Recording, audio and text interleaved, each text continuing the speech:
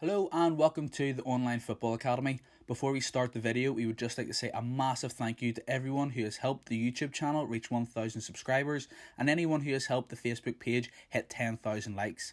Anyone who watches our content, comments, shares the content has helped us grow, and we would like to say a massive thank you.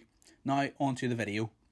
Happy New Year to everyone. For my New Year's resolution, I decided to note down every session I take in 2020 with the under 13 boys team I coach, and then share the sessions with the coaching community so any other coaches can watch the sessions and use it with their teams. So with that in mind, welcome to the Online Football Academy's Coaching Weekly series. In this series, I will create videos of my sessions using Tactical Pad and then talk about the drills and sessions. So the team I coach, I take twice a week, and then we have a match on the weekend, either Friday night or Saturday morning, but I won't be getting into the matches just yet in the series. This means there will be 2 or 3 drills per session, meaning altogether each video will have either 4 or 6 exercises that you can use with your team. So session 1 was our first session back from the Christmas break. You can see the structure of the session on the screen now. So when the boys arrived, they set up football tennis and played football tennis while the coaches set up the drills. This is great because they take responsibility for setting up the activity, and all of them are getting touches of the ball before the main session begins.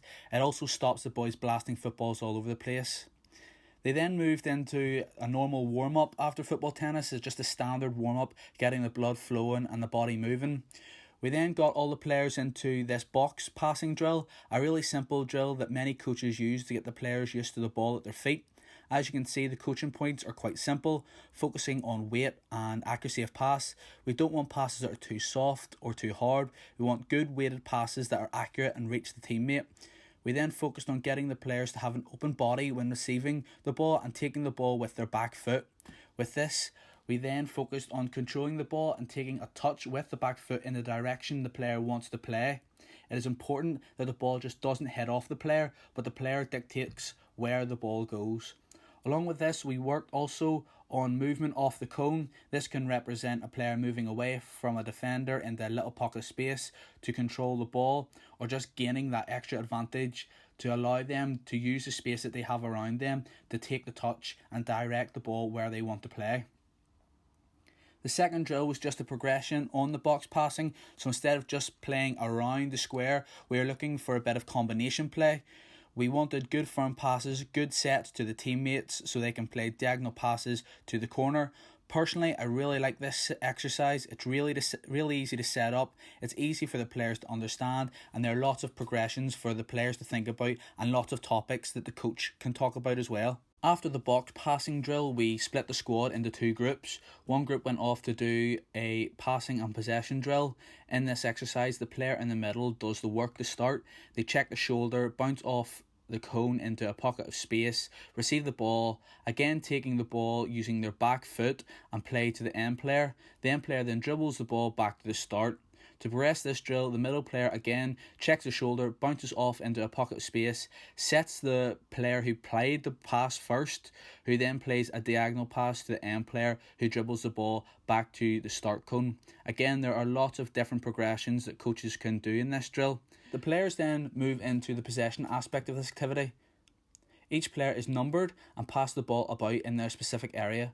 Once the coach calls a number, that player then moves into the opposition area to try and win the ball.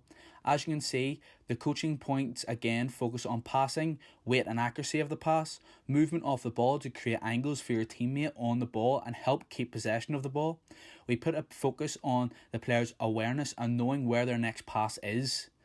And the coaching point for the player pressing was to press quickly and to work really hard to put the opposition under big pressure to try and win the ball. While one group was working on the first drill, the second was doing a shooting drill inside the 18-yard box.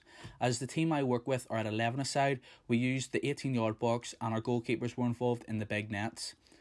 All coaches can use this drill, but it will need to be in the box and goals that your team uses on a match day. So don't be at 9 aside using an 11 aside goal. Use equipment that is relevant to your team.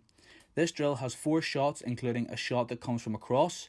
Basically, the first player takes a touch and shoots. They then play a 1-2 with the second player. As the second player is shooting, the first player is then moving. The second player then plays a 1-2 with the third player, and while the third player is shooting, the first player receives a pass from the fourth player, who then makes a run around the cone and down the line to a pass that comes from the first player.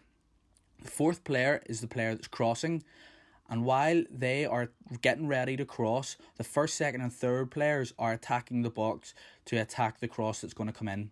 That may sound complicated, but it's not too complicated. You just have to watch the video a few times to see exactly what player does what. The coaching points for this exercise are very simple. Make sure the shots hit the target. There are no defenders, so all shots should be going into the back of the net, or at least the goalkeeper should be saving them. We're also looking for good layoffs to teammates so they can get a good shot off. Sometimes players are quite lazy when it comes to layoffs, but in and around the box layoffs are really important to create goal scoring opportunities. We also looked for movement and the timing of runs to attack the cross. What usually happens is that one player shoots and then they stay around the 6-yard box waiting for the cross. But what we wanted to see was them hit their shot, move towards the edge of the box, and then wait and make a good positive run to attack the ball as they've watched the flight of the ball come in, gain momentum to get power behind their shot on goal and attack the cross. We also concentrated on getting positive crosses into the box and spoke about the different types of crosses that wide players can play. Front post, back post, they can be drilled across the floor, they can be fizzed across the box or floated into the penalty spot for our runners to attack. We usually finish with small-sided games, but we didn't do that for this session as both groups got to focus on each drill in detail. Then for our second session of the week, this was the structure. Again, football tennis. When the players arrived, the players then warmed up and we again split up into two groups with both drills focusing on overloads, and then we finished the session with small-sided games. Drill 1 focused on passing and movement into the attacking area with a 3v2. So the player with the ball starts by passing across to the teammate and making a move into the play area. As the second attacker takes a touch, two defenders move into the play area. The second attacker then plays into the third attacker or striker and then enters the play area. This creates a 3v2. The attackers try to score in the big goal, but if the defenders win the ball, they can play into the smaller goals. So the coaching points that were made were to focus on passing, control and the body shape of attackers, making sure that attackers didn't rush the attack but waited for the right opportunity to arise to score, which links into the third coaching point of creating good goal scoring opportunities and not wasting the opportunity by taking silly shots instead of working the ball into good positive positions to score goals. This also ties in with the coaching point of movement and runs off the ball. This will create problems for the defenders, plus creates pockets of space in good areas that the attackers can use and work the ball into. For the defenders, we glanced on the point of pressure and cover. As one defender presses the player with the ball, the other defender should be behind the pressing defender on the cover. So if the ball is played in behind the pressing defender, that covering defender can then apply pressure, and the pressuring player can then recover into a recovering defensive stance of cover. While one group worked on drill 1, the other group worked on drill 2. Again, drill 2 focused on overloads, but this time it was in the 18-yard box, which involved the goalkeepers. This drill had two teams, with one player from each team positioned at the edge of the box. Then the number called by the coach is the number of attackers from each team that enter the 18-yard box from the byline. The attacking team tried to score, while the defending team tried to win the ball. If the defending team win the ball, they can then play to the teammate at the edge of the box, and that makes it an equal number of players from both teams. Just like drill 1, the coaching points are similar, but there is an emphasis on taking good shots on target. Just like drill 1, there's no point taking silly shots that are wasted instead of keeping the ball until there is a good opening. Another coaching point in this exercise is to transition from a defence to attack very quickly. While the opposition are transitioning from attack into defence, there will be space and gaps for the now attacking team to use, as the now defending team have no real shape.